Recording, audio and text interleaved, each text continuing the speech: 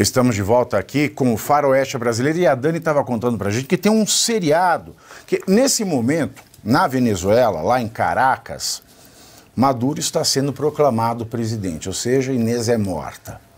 Vai ser mais um período de gritaria, de chora-chora, igual em 2018, né, professor? Sim. Pavinato, olha, se a gente junta os últimos eventos em que o Maduro solicitou o reconhecimento e o próprio presidente de um país abaixo, que supostamente dotado de vergonha na cara, mas que a gente está procurando, diz não, tem que dar um banho de democracia, um banho de urnas, um banho de votos, e todos têm que aceitar. Já estava anunciado que sim, seria a vitória do Maduro, independentemente dele ganhar ou não. Só que o que teremos que fazer aqui, todos nós teremos que aceitar a suposta vitória do Maduro. Como foi que aconteceu em 2018? 2018 era a eleição presidencial. A eleição tinha que acontecer em novembro. Aí fica a briga por causa da Constituinte de 2017, que foi convocada a Constituinte acabou com o Parlamento, se sobrepôs ao Parlamento e a Constituinte começou a determinar uma nova lógica para acelerar o processo de estatização da economia ou controle da iniciativa privada. Aí o que ocorreu? A oposição foi para a briga.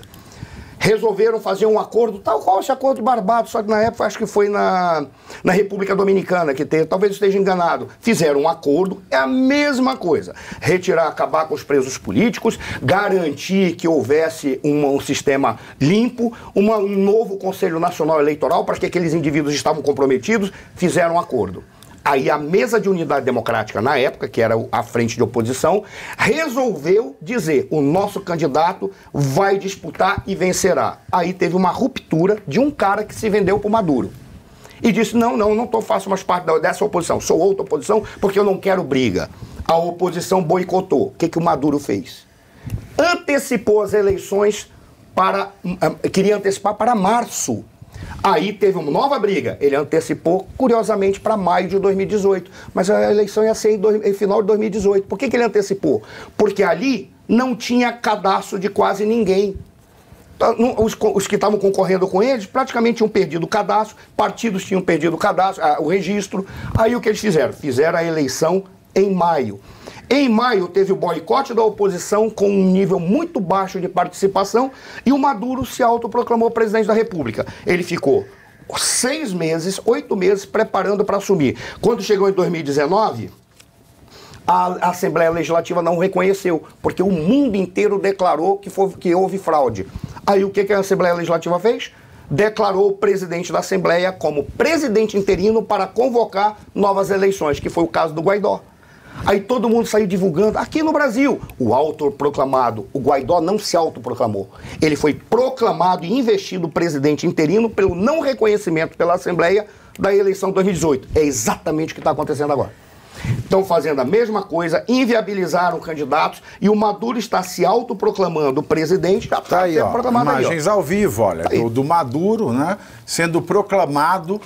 Um ditador é proclamado presidente ou o presidente é proclamado ditador? Né? Qual é? E essa série, Dani, nós tem uma imagem aí, tem uma série do Maduro. Põe aí no canto a imagem, alemão. Olha aí, ó, é isso aí, ó, Nicolás. Tá? Um filme de... Olha que coisa... Isso não lembra Lula, o filho do Brasil, Dani? Até o mesmo cabelo. Pois é. Até o mesmo cabelo. Lembra bastante. E olha só, nesse post que o Maduro anunciou, falou sobre o seriado, sobre ele mesmo, se autoelogiando, ele é tão bom, mas tão bom, o Maduro, foi tão bom nessas eleições... que o resultado final... E tá meio galanzão ainda aí o Maduro, hein? Esse povo não tem vergonha, né? Foi tão bom que o resultado oficial que anunciaram, né, pelo CNE somou 132,2%, né, do total de votos. E 8 partidos tiveram exatamente 4,6%. 8 partidos, ou exatamente seja, a mesma porcentagem. Já não existe mais nenhuma preocupação em mascarar, em disfarçar. Porque isso aqui é um anúncio muito claro, muito objetivo. Sim, nós somos uma ditadura. Sim, nós estamos manipulando todo o sistema eleitoral. Tudo aqui está corrompido pelo Maduro e por todos aqueles que estão apoiando este regime. Isso é um fato. E o que é mais vergonhoso é que quando anunciam esse tipo de resultado e determinados países não lançam uma nota de repúdio, é vergonhoso, especialmente nós que somos cidadãos aqui do Brasil, verificar uma nota do Itamaraty falando sobre as eleições na Venezuela que ocorreram de forma tranquila, democrática, enfim, é vergonhoso. Enquanto isso, Uruguai, Argentina, Costa Rica, Equador, Panamá, Paraguai e Peru, República Dominicana lançaram um comunicado em conjunto duro, indicando que as eleições na Venezuela, elas precisam ser respeitadas. Eles colocam a importância de você respeitar o processo democrático. Mas então o Itamaraty, ele foi mais ainda, porque ele soltou um comunicado maduro. Maduro, pois é. Olha, Pavinato, eu fico... Até o Chile e a Colômbia, apesar de eles não estarem nesse comunicado conjunto, até eles também lançaram notas mais duras com relação ao processo eleitoral na Venezuela. Um comentário sobre o Boric. Por exemplo, o Boric é um garoto radical de esquerda, mas que tem uma sociedade conservadora. Exato. E o Chile tem problemas com a Venezuela. Sabe por qual razão? Porque o Chile tem um problema com a Bolívia em relação ao mar territorial boliviano. E a Venezuela indicou que iria apoiar a Bolívia contra o Chile, independentemente deles fazerem parte de uma aliança socialista. Não à toa você tem na base de Iquique, no Chile, os F-16 estão apontando para La Paz, não estão apontando para defender o resto do mundo, é contra a Bolívia. Mesmo eles falaram, inclusive falou, nós não vamos reconhecer algo que não estiver declarado, comprovado e aceito pelos fiscais, os observadores internacionais. O que é mais vergonhoso ainda, Pave, Marcelo, é que foi enviado para a Venezuela, para acompanhar o processo eleitoral da Venezuela, o Celso Amorim.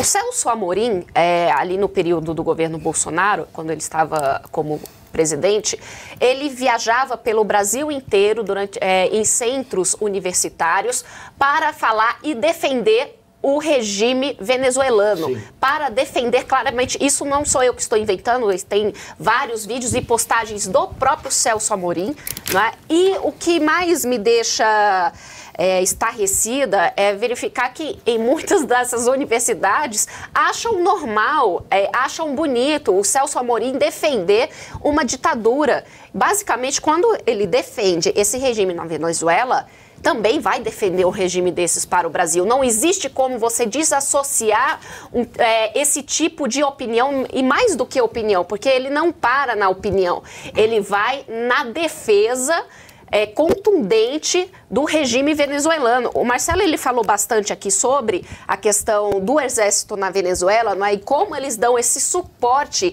em todas as áreas da sociedade para o governo do Maduro. Recentemente, a oposição venezuelana começou a lançar alguns vídeos direcionados para o exército, para as forças, não só para o exército, mas para as forças militares na Venezuela, indicando, vocês não têm culpa, nós precisamos de uma transição. E foi a primeira vez que eu vi isso acontecendo, porque até então a oposição veio tentando, de várias formas, mudar o cenário na Venezuela a partir do processo democrático. Eles precisam do exército. Mesmo que o processo democrático, todos saibamos que esteja completamente corrompido, ele não existe na Venezuela.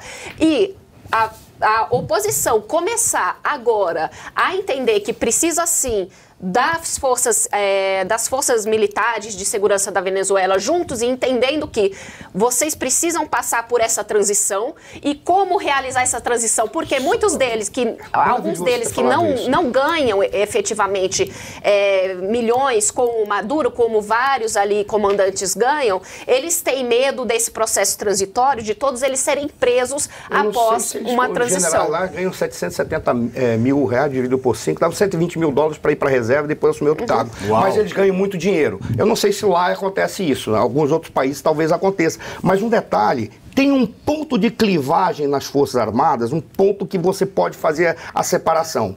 Que muitos dos militares nunca gostaram do fato da cubanização do exército venezuelano. Parte dos generais e parte dos oficiais... O que é a cubanização? Levar oficiais das Forças Armadas cubanas para organizar, controlar e desenvolver um planejamento estratégico dentro do Exército, em especial a parte administrativa. Então, muitos odiavam isso. Eles odiavam verificar oficiais cubanos indo lá para mandar no exército venezuelano. Esse talvez seja um ponto de clivagem. É um dos erros que foi cometido, e olha, a ex-embaixadora da Venezuela aqui no Brasil, a Maria Tereza Belandria, ela é uma mulher espetacular, ela foi professora da academia militar. Ela foi professora dos militares e ela via a forma como o negócio estava acontecendo. Ela foi embaixadora do Guaidó. Temos que tomar cuidado, aliás, porque ela também é uma das perseguidas. Ela é uma das perseguidas. Ela pode ser perseguida a qualquer hora. A família dela é perseguida lá. Mas tudo bem.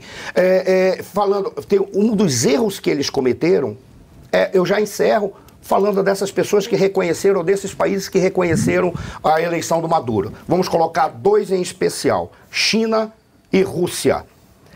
Todos os demais, eu diria que são por razões ideológicas. China e Rússia estão se lixando para a ideologia. China e Rússia estão preocupados com uma questão. A Rússia, por razões geoestratégicas, é pensar o espaço e a posição do país para colocar tropa. E a China, por razão geopolítica e geoeconômica, quer tomar controle. Foi o erro que o Guaidó cometeu, e eu comentei isso em vários lugares. Não, a gente não vai fazer isso. Eles tinham que ter sentado para negociar com a China e com a Rússia. São quase 200 bilhões de dólares, somando os dois que estão lá dentro. A China nunca vai perder esse dinheiro, e ela precisa do petróleo, do controle dessa região. E a Rússia precisa ter ali como uma base. Se os Estados Unidos encherem um saco, eles colocam lá tropas suficientes para controlar e vira a nova Baía dos Porcos. É mais ou menos isso. A nova Baía dos Porcos. Ô, Pavinato, muita gente está perguntando, e os Estados Unidos? Né? Os Estados Unidos? Cadê? Boa, e os Por que eles não atuam de forma energética? Por que eles não intervêm? Motivo muito simples, e tem a ver com... energética e Biden não combinam. Já começa por aí, né? Já começa por aí. Os Estados Unidos, eles vão reclamar, vão criticar até a página 3. Porque a partir da página 4, o petróleo também interessa para os americanos. Então eles não têm esse rompimento exatamente... O americano pensa que o petróleo é nosso, é isso? Então, vamos lembrar que a Venezuela é um dos maiores produtores do mundo, embora o Maduro tenha conseguido, exatamente, na última década, ter colocado a economia venezuelana em frangalhos. Agora, eu queria colocar outro item aqui para comprovar de que essa eleição foi uma fraude. Segundo esse resultado oficial, a diferença de votos foi em torno de 700 mil votos. Muito bem, tem uma estimativa que entre 3 e 5 milhões de venezuelanos saíram do país durante o regime Maduro. E, em tese, são eleitores. Muito bem, desses 3 a 5 milhões de eleitores, apenas 69 mil foram autorizados a votar. Quem deixou a Venezuela, obviamente, é porque é contra o regime de Maduro. Portanto, se conseguisse votar, votaria contra o Maduro. Ou seja, essa porque diferença... não é que nem o Brasil, né? O Chico Buarque é a favor do Lula, mora fora, isso, com o Lula presidente. As pessoas saem da Venezuela porque estão passando aperto. Sem dúvida. Portanto, bastava aí que 15, 20% dessa população que saiu do país tivesse votado, o Maduro teria perdido. Claro, estamos falando em cima dos resultados que eles dizem serem os verdadeiros.